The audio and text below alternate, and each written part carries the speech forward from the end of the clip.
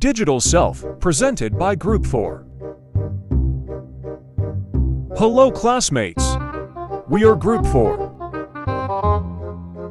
Meet the group.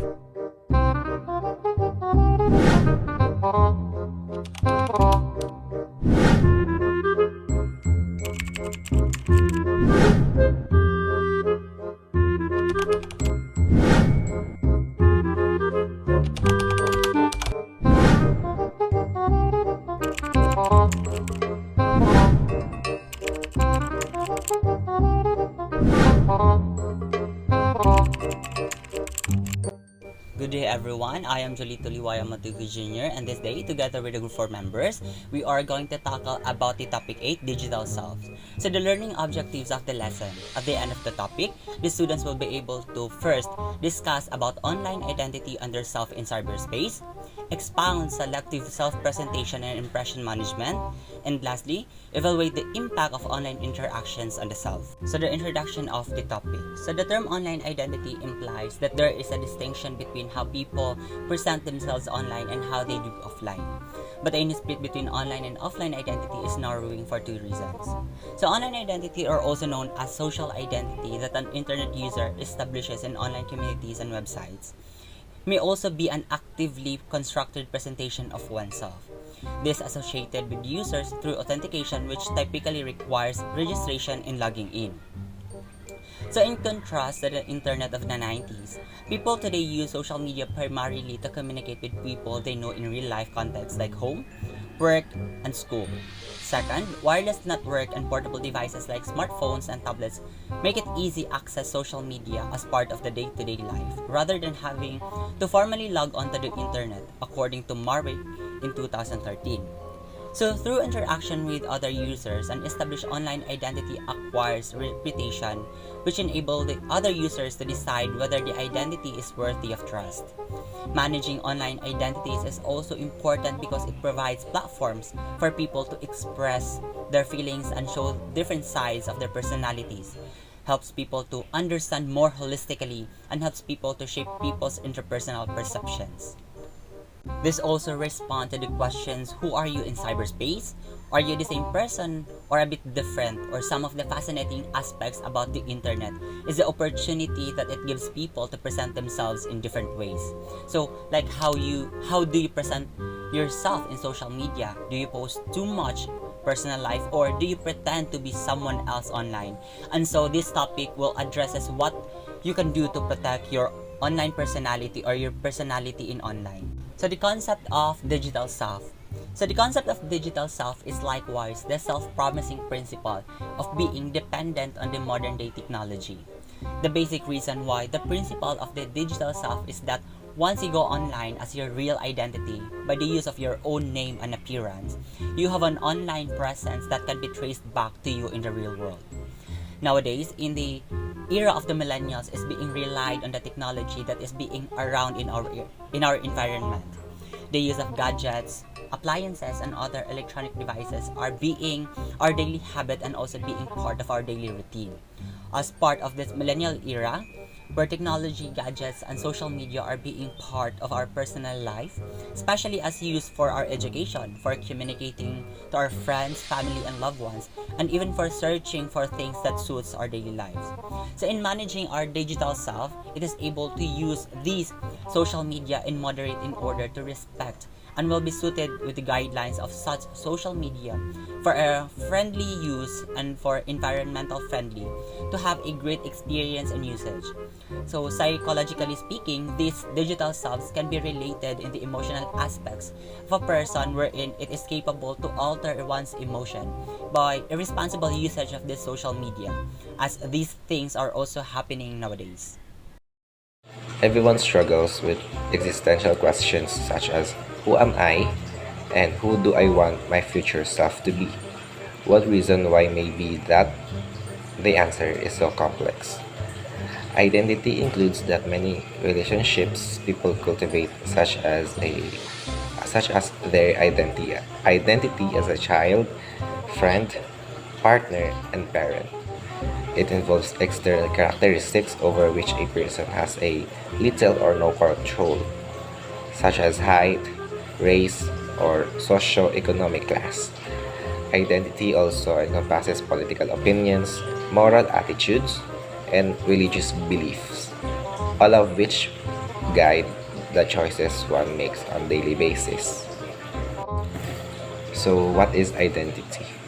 Identity encompasses the values people hold, which dictate the choices they make. An identity contains multiple roles, such as a mother, teacher, and a Filipino citizen. And each role holds meaning and expectations that are internalized into one's identity. Identity continues to evolve over the course of an individual's life. People who are overly concerned with the impression they make or who feel a core aspects of themselves, such as gender or sexuality, is not being expressed. They can struggle acutely with their identity. Reflecting on the discrepancy between who one is and who one wants to be can be a powerful catalyst for change. So, how is identity formed? Identity formation involves three key tasks: discovering and developing one's potential, choosing one's purpose in life, and finding opportunities to exercise that potential and purpose. Identity is also influenced by parents and peers during childhood and experimentation in adolescence.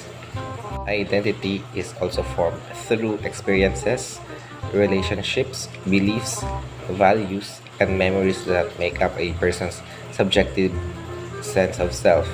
This helps create a continuous self-image that remains fairly constant even as new aspects of the self are developed or strengthened over time. What is an identity crisis? An identity crisis is a developmental event that involves a person questioning their sense of self or place in the world. According to Erickson, an identity crisis is a time of intensive analysis and exploration of different ways of looking at oneself. Erickson noted that developing a sense of identity is important during the teenage years, though the formation and growth of identity is not confined to adolescence. Identity crisis may center around politics, religion, career choices, or gender roles. So how can you tell that you are having a identity crisis? If you are going through a challenging time and you are questioning who you are, your values, passions, belief or sexual identity, or how you fit in the world, you may be experiencing an identity crisis. Feeling empty, irritable, having decreased motivation, and social withdrawal are additional signs of identity crisis. Coping with identity crisis. In many cases, there are steps you can take to help work through an identity crisis on your own. Some things that may be helpful as you confront questions about your identity crisis, which include acknowledge and accept your feelings. Seek to identify and understand the feelings you have about your identity. Then acknowledge and accept them. Tell yourself that it is okay to feel the way you do, extending the same grace to yourself as you would a friend. Second, explore your beliefs and interests. When you are questioning your sense of self, it can be helpful to look inward and think about the things you are passionate about, what you are interested in. Are there things that you are longer like? Asking questions and exploring new hobbies and interests can be a helpful way to get to know yourself better. Consider your goals. Spend some time thinking about your goals in life. What do you want to accomplish? What type of things bring you the most joy and happiness? An identity crisis might be a sign that some need is not currently fulfilled. So finding ways to satisfy that need can bring a greater sense of fulfillment to your life. Get support. Having friends and family to lean on can help. Strong social support is an important part of mental well-being and can also be a way to gain the feedback and encouragement you need to feel comfortable with your identity. Friends, family members, social clubs, religious groups, team support groups, and support groups can all be great places to find the support that you need. So now, how are you portraying yourself on social media? People are drawn to social media like moths drawn to a flame. Apparently, social media is a common place on the internet for individuals to share their pictures with caption about their lives. While there are many advantages of social media, it is also misused. Many youth are portraying themselves as people that they're not on social media. Instead of creating a false persona, a healthy social media presence should be aligned with a real sense of identity. On social media, are we millennials really presenting who we are, or are we presenting a hyper-idealistic version of ourselves? Social media is a great outlet to share your life with friends and families, but many young people today misuse this great tool in pursuit of approval from their peers. It has been argued that the social media effects creates a false sense of self and self-esteem through the use of likes, fans, comments, posts, and etc. Social media also allows for the freedom of self-expression with little effort or commitment. Self-expression over the internet gives the user a decision of how they want their audience to view them. Pictures and videos are currently one of the most effective and persuasive formats of information. When pictures are posted to social media, or even lack of pictures, viewers are able to form an opinion about the said person surprisingly fast. Different social media platforms attract specific audience. For many social media users, it is an esteem booster, which explains why so many people spend so much time on social media. It provides many individuals with a false sense of self and an inflated sense of who they really are. Because of this, the version of ourselves we show on social media is not who we really are. Hello guys, my name is Jasmin Tahad and my topic is online identity. So let's define first online identity. So an online identity, also known as internet persona, is a social identity established by an internet user in online communities and websites. It can also be viewed as an actively constructed self-presentation, although some people use their real names online and others prefer to remain anonymous, identifying themselves using pseudonyms that reveals varying amounts of personally identifiable information. Online identities provide the basic personal information for the online communication and use in forming the first impression of the identity holders, different from the reality world.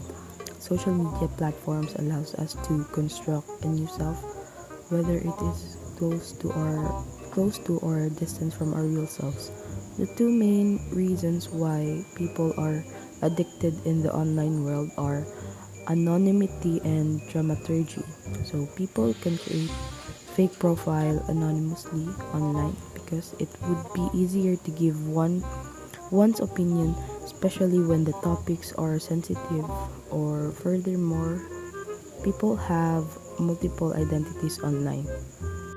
Online identity versus real identity. So let's take a look at this picture. We can associate this picture with dramaturgy, one of the reasons why people are addicted to online world. The concept of presenting our online identity versus our real selves has always been controversial because some people perform a perfect identity that cannot be achieved in real life. Thus, the audience are having an identity exhaustion and it pushed them to stay away from the social network because they don't want to be deceptive. The problem comes up when the boundary between the online and offline world is blurred. It seems like people are more concerned with proving themselves that they are having the time of their lives than actually enjoying themselves. So as Marilyn Manson said, that having an avatar doesn't give you an identity, and having a persona online doesn't make you a personality either. The digital screen is changing the way we think and see ourselves in real life. So your online identity is not the same as your real world identity because The characteristics you represent online differ from the characteristics you represent in the physical world. Every website you interact with has its own idea of your identity because each one you visit sees you and your characteristics differently. Next reporter, please. I am going to discuss selective self-presentation and impression management. So, to define with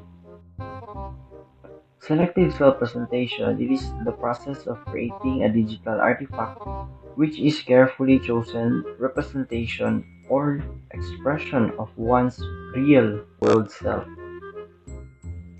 And also impression management, according to Google, refers to the goal-directed, conscious or unconscious attempt to influence the perceptions of other people about a person, object, or event by regulating and controlling information in social interaction. So, according to Goffman and Larry, it is a process of controlling how one is perceived by others and key to relationship conception and development. To construct positive images, individuals selectively provide information about themselves and carefully cater this information in response to others' feedback. And also, according to Belt, sharing oneself is nothing new and has been practiced from the beginning of time. Digital gadgets enable us to share information more broadly than ever before. So, if you're a heavy Facebook user, it's probable that your Facebook posts are more informed about your everyday activities, relationships, and even ideas than your close family. Or yes, diaries that were formerly private or only shared with close friends are now published as blogs that anyone may read. Selective self-presentation can come into two ways. The first is self-enhancement. Self-enhancement, which entails putting forward the good aspects of one's personality in order to improve social perceptions of a person. The second form is self-deprecation, which involves putting more humble characteristics on display. The main aim of selective self-representation is to put forth those attributes in order to control the social image of a person.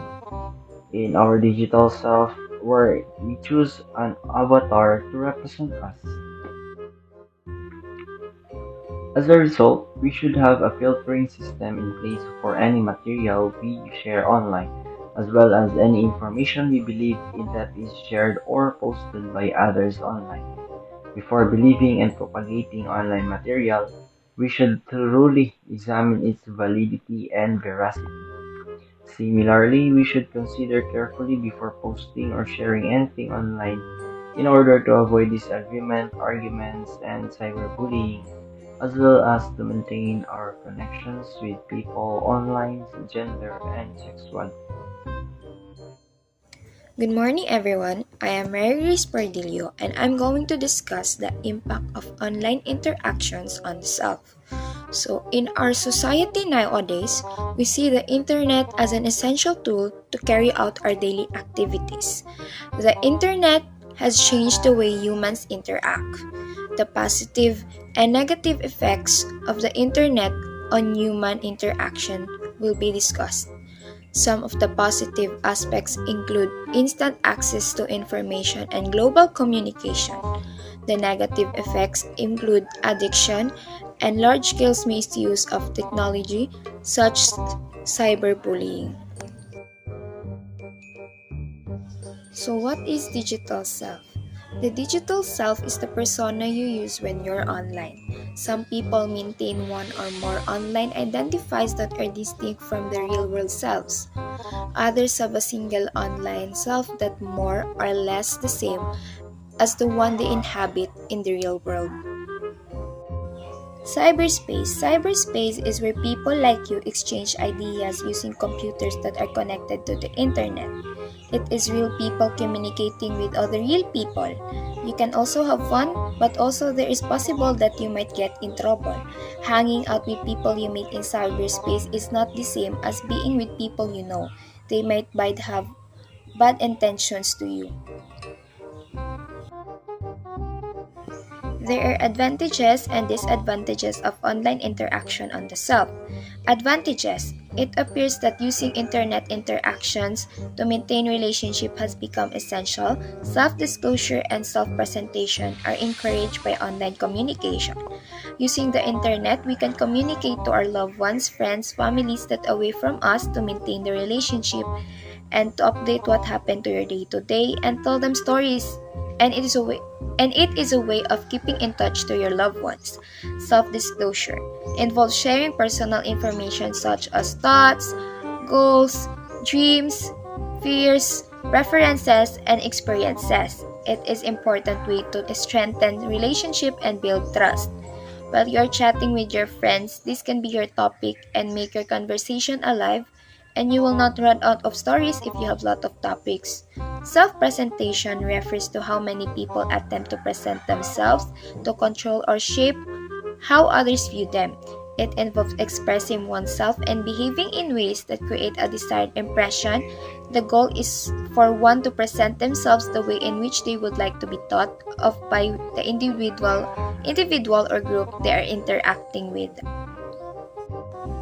Disadvantages. The internet is one of the most powerful inventions and has many advantages, but it also has drawbacks like addiction and cyberbullying. Addiction. It is wasting your time and causes distraction if the person is spending more time in the internet. You can be addicted, and for the reason that you are spending your time in doing not important matters than being productive like doing assignment and helping your family in doing house chores. Next is cyberbullying. It is increasingly rapidly over the years. For example, sending mean texts, being rude or mean to someone, spreading secrets or rumors about people online. That's all, thank you. A great way to share your life with friends and family is through social media. But many young girls and boys nowadays abuse this wonderful instrument in an effort to win the admiration of their peers. It has been stated that the social media impact uses likes, fans, comments, postings, or the like to foster a false feeling of self and self-esteem. Social media is an esteem booster for many users, which explains why so many individuals spend so much time on. It gives many people an inflated impression of their true selves and a false sense of self. So at this time, how can you make sure your online portrayal is what you want? Here are 5 ways, according to Lizzie, in keeping a healthy profile online. Firstly, is that don't post any pictures you wouldn't want your grandma seeing. Second, remember that fake profiles do exist. Third, a good rule of thumb for Instagram should be done. Fourth, keep up your relationships in real life. And lastly, make sure you are actually seeing the world in person. So now, let us go through them one by one. Firstly, don't post any pictures you don't want your grandma seeing. Remember, anyone who follows you can see that picture of you in and what you are wearing. Grandmas are the representation of conservativeness. Hence, it is encouraged not to post your explicit and censored pictures, and also disturbing photos that focus on drugs, sex, violence, and others, since these are the pictures our grandmas don't want to see. With that, why not post pictures that can inspire others, such as achievements, jobs, and many more? Moving on, remember that fake profiles do exist. Anyone has the capability to create an account that do not represent themselves, such as a 31-year-old man posing as a 13-year-old girl. These creators aim to stir up political quarrels, spread fake news, create division and distrust, and the worst of all is to victimize minors. This states that we should not easily trust everyone we encounter on social media. Thirdly, a good rule of thumb for Instagram should be done. Before you let someone follow you, a good rule of thumb for Instagram is when someone requests to follow you and you click on their account, it will usually say followed by blah blah, John Doe, Mary, or your other friends. Those in the blanks are your mutuals or the people you know and follow. If the person that is requesting to follow you is also followed by your friends, it is most likely okay for them to follow you. But if not, better not let this person follow you or you follow them. Furthermore, keep up your relationships in real life. Make sure you are always keeping up your relationships in real life, not just on social media. Technology is surely powerful, but real-life communications are always the better route. Do not just talk to them in social media. Catch up with them also in real life, such as meeting them on a real physical place, or coffee shops, restaurants, cinemas, gardens, and you can also visit them on their own houses. And lastly, make sure you're actually seeing the world in person.